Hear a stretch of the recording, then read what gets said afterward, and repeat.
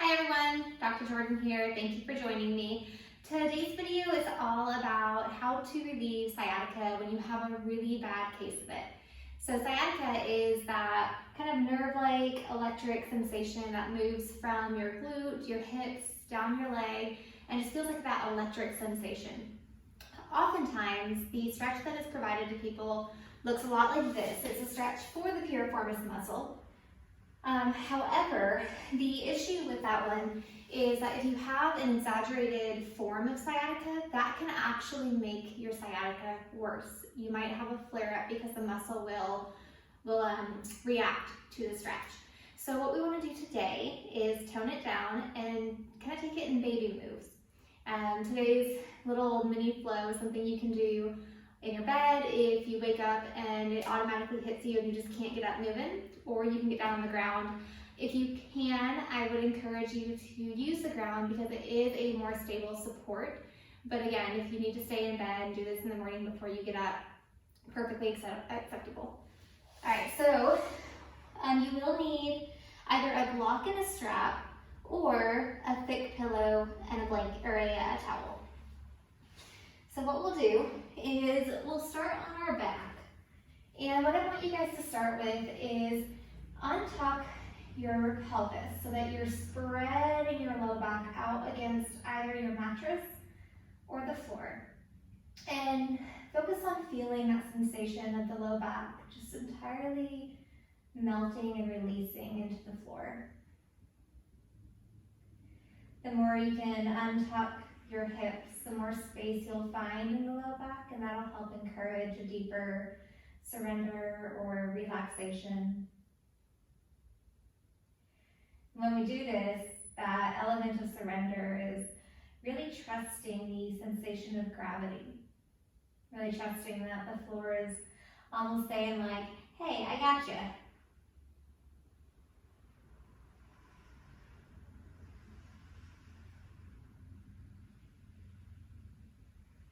And your knees are bent, your feet are gently anchored.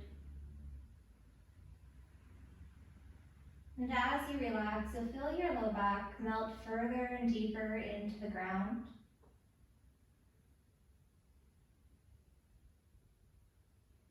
And then once you feel like you've reached your full level of relaxation, you'll start from the feet and we'll just do these little baby pulses.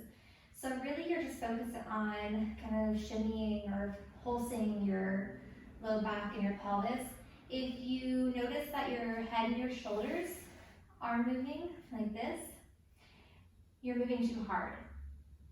So again, we really want to tone down the exercises today and just kind of take it nice and gentle. So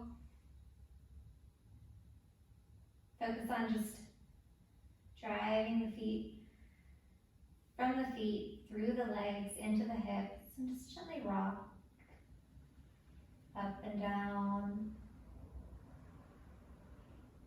And do this for about 30 seconds.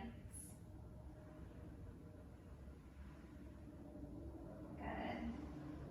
That's a great way to get extra blood flow into the low back, the surrounding ligaments, the joint spaces. All right. From here, keep your left leg down and draw your right knee in towards your chest.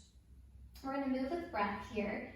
So what I want you to do is when you inhale, draw your knee away from your chest. And when you exhale, draw your knee towards your chest.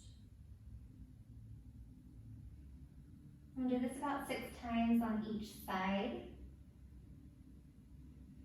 And then you're just focusing on slow and controlled movement.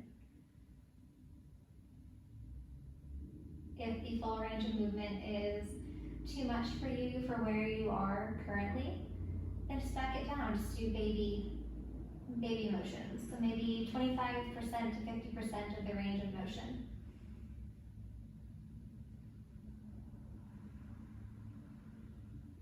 Good, and then plant your right foot down and we'll do this on the opposite side. You'll draw your left knee in, kind of give yourself a little bit of a hug. Good, and then inhale to draw the knee away, and exhale to draw the knee in. And again, just being mindful, and if this is a lot for you right now, then decrease the range of motion. There is a lot of power in acknowledging what our body is trying to tell us and then being able to listen to it.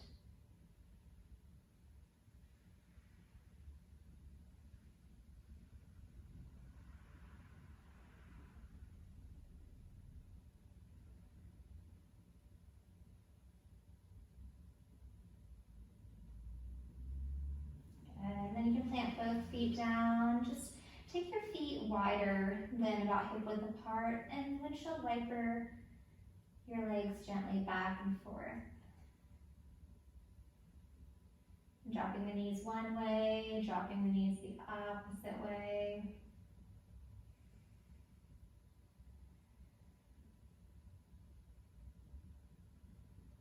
Good. Then walking your feet back in, and try to get your heels as close to your glutes as you can so that your fingertips kind of graze the heels. You'll grab your thick pillow or your block if you have one. Even a thick book can really work here. And squeeze the block between your knees. So you want to feel your inner thighs and your knees pressing against the block.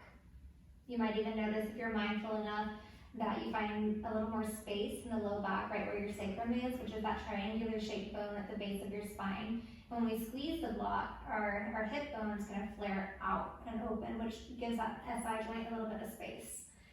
So driving the feet into the mat, squeezing the block, we're going to gently peel the low back up and off of the floor. Stay here for about 5 breaths.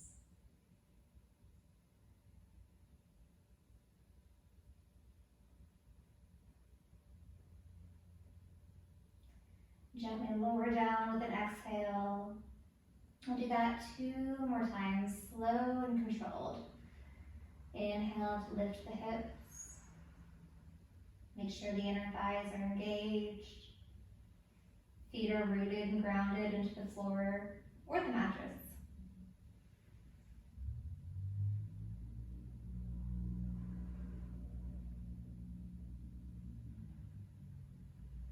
Gently lower. And 1 more time.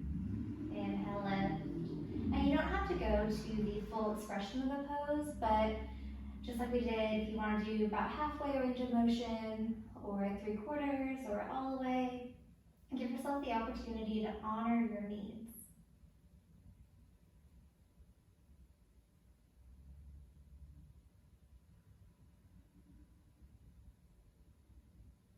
And release. Then you can remove the block. Again, if you'd like to windshield wiper your legs side to side, it's always a good option. And moving into a hamstring stretch. You'll keep your left leg bent so that it decreases the strain on the low back. You'll take your strap or your towel right where the ball of the foot meets the arch of the foot, and draw the leg up towards the ceiling. Toes are pointed back towards the shin. And you want to feel a stretch in the muscle belly, not so much in the attachments or the insertions of the muscle.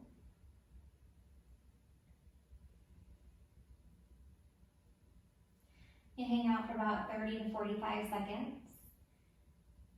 With every exhale, try to see if you can relax the muscle a little bit deeper so that with every breath, maybe you find some micro release so the leg comes closer to the face.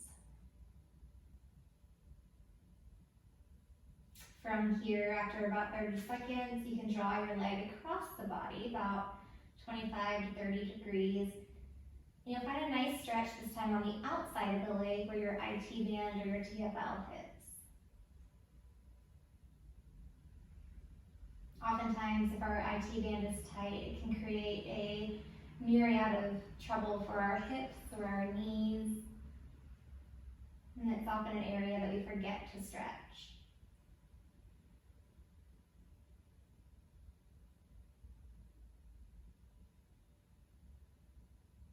And then coming back through center, release the strap or the towel, relax the leg down, and we'll switch sides.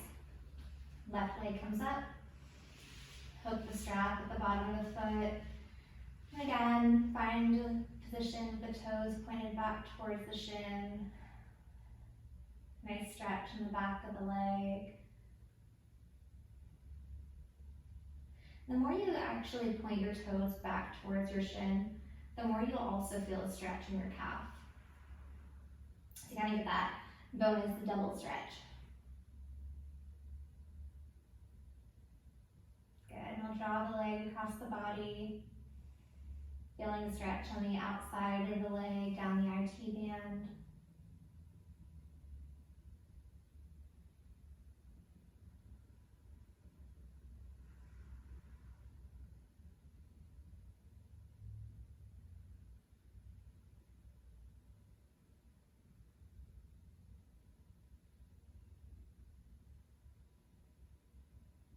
And then coming back through center, release the strap. And this time you can have both legs into your chest. And let's do a couple rounds of double. It's called Apanasana, where your hands are on your knees. So when you inhale, draw the knees away, just like we did with the one-sided Apanasana. Exhale to draw the knees in. Inhale to draw the knees out. And exhale, hug it in. Just a couple more times.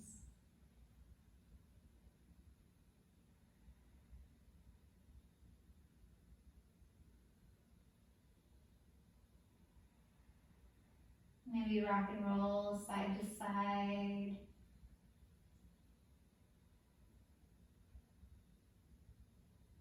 And then last one, plant the feet down, feet wide, drop the knees in to meet each other. And I encourage you to hang out here for 3 to 5 minutes if you can. It's where this pose is most beneficial.